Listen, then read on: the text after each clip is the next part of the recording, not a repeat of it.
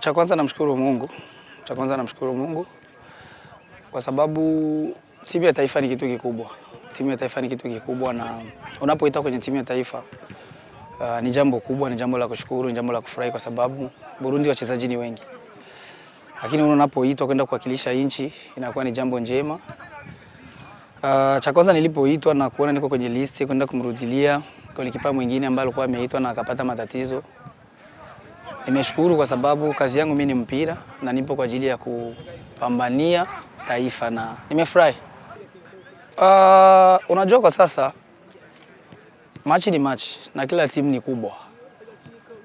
Hamna timu ndogo na mnapoenda kupambana, mnakwenda kupambana kwa ajili mpate matokeo mshindi.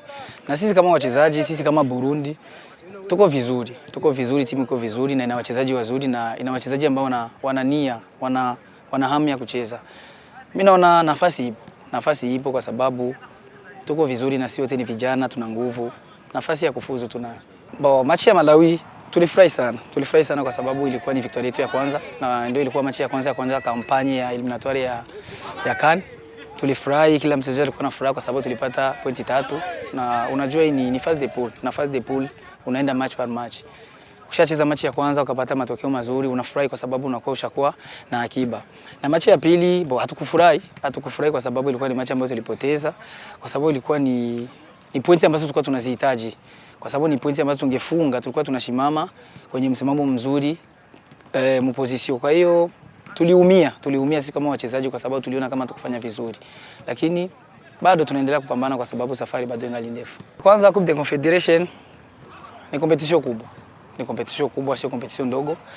Na unapoenda kwenye competition kama ile unatakiwa ni umejipanga. Na kweli tunamshukuru Mungu, tulitokaga hapa tulikuwa tumejipanga vizuri na timu ilikuwa vizuri. Cha kwanza mimi naweza nikasema tulikosa bahati kwa sababu kama ni mpira tumecheza vizuri na unajua kwenye mpira ni matokeo matatu, kuna kushinda, kushindwa na kugawa.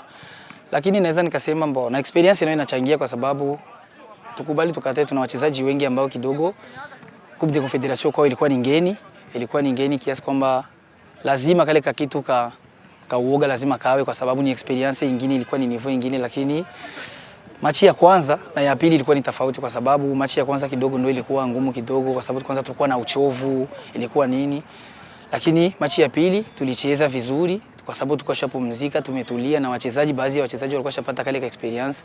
Lakini ndio hivyo, Mungu anampa mtakai. Lakini nadhani tunakuja tena kupambana mligi, tukitoka tena tutafanya vizuri zaidi kwa sababu wengi tushapata experience.